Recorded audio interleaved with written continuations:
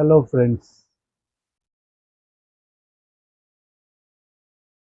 दोस्तों, एक बहुत ही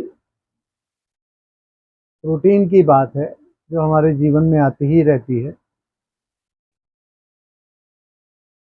जैसे कोई हमारे ऊपर क्रोध करता है, हमें अपशब्द कहता है, गुस्सा करता है या नाराजगी जाहिर करता है, तो हमारा रिएक्शन क्या होता है? आम तौर पे हमारा रिएक्शन यही होता है।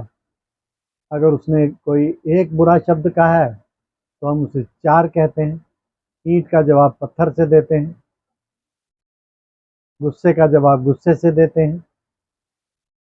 उसने 2 गाली दी है तो हम उसे 10 गाली देते हैं और इसमें हम बड़ी शान समझते हैं और सोचते हैं कि अगर सामने वाले ने मुझे कुछ कहा है, अगर मैं उसका जवाब नहीं दूंगा तो मुझे कमज़ोर समझा जाएगा, समझेंगे कि मैं दब गया। है ना दोस्तों, ऐसा ही।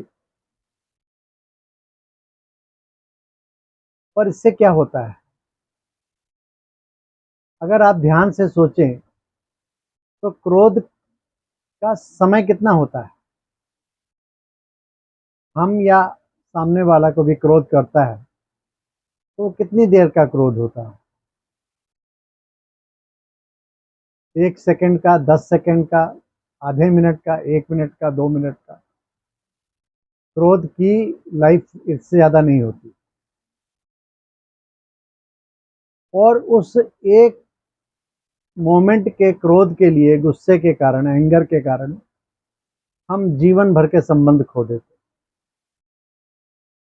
क्योंकि हम में सहन करने की शक्ति नहीं है। अगर सामने वाले ने मुझे गुस्सा किया या क्रोध में कुछ कह दिया,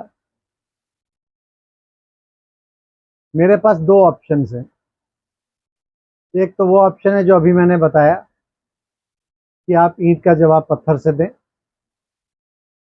और दूसरा ऑप्शन है कि मैं सिर्फ 2 मिनट के लिए शांत हो जाऊं, सामने वाले को अपनी सारी भड़ास निकाल लेने दें और आप सिर्फ शांतिपूर्वक उसकी बातों पर ध्यान ही ना दें, क्योंकि गुस्से में जो व्यक्ति बोलता है वो मीनिंगलेस होता है, वो सुनने योग्य भी नहीं होता और उसको अपने ऊपर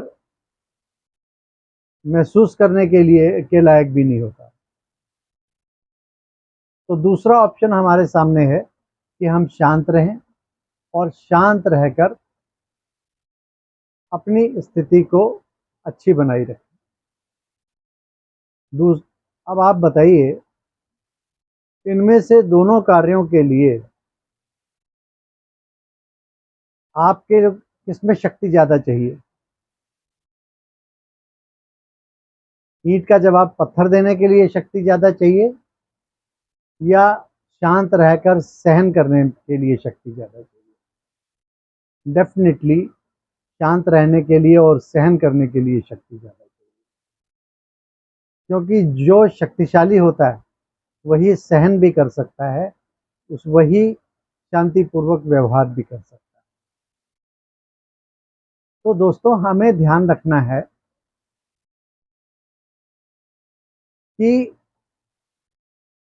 मैं कौन हूँ? मैं एक आत्मा हूँ और आत्मा का जो शांत स्वरूप अवस्था है, शांति का जो गुण है, वो उसका मूलभूत गुण है, उसकी इनेट वर्च्यू, इनेट वैल्यू है। और हम भूल जाते हैं उसे कि मेरी इनेट वैल्यू क्या है। पीसफुलनेस मेरी इनेट वैल्यू है, इनेट वर्च्यू है, और हम उसे भूलकर उसके अपोजिट तरफ चले जाते हैं।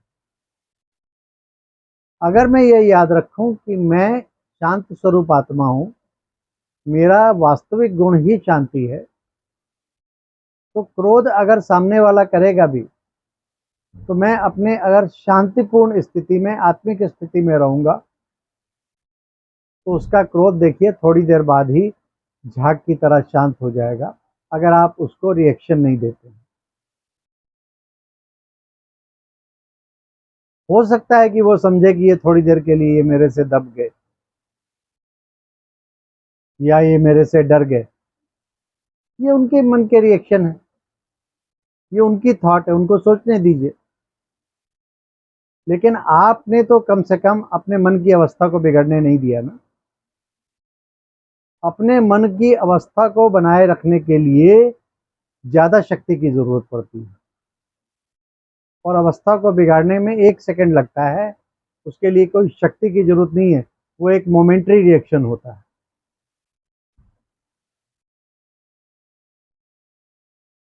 और इससे 2 फ़ायदे होते हैं। सबसे बड़ा फ़ायदा एक तो ये होता है कि मेरी मन की अवस्था शांत रहने से मैं अपने मन की स्थिति को बहुत अच्छी बना के रखता हूँ। जबकि क्रोध करने पे क्या होता है, क्रोध से सामने वाला तो जलता ही है, उससे ज़्यादा हम खुद जलते हैं। सामने वाला तो शायद 1 आध घंटे के लिए जलेगा, मेरा सारा दिन खराब हो जाता है। हम कुढ़ते रहते हैं सोच सोच के और तनाव में आ जाते हैं, मन की अवस्था खराब हो जाती है।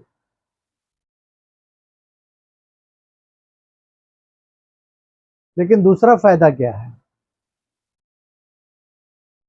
दूसरा फ़ायदा है कि एक तो मेरे मन की अवस्था शांत हो गई, और दूसरा फ़ायदा ये होता है कि हम शांत रहकर उस व्यक्ति से, सामने वाले व्यक्ति से अपने संबंधों को सदा के लिए खराब होने से बचा सकते हैं।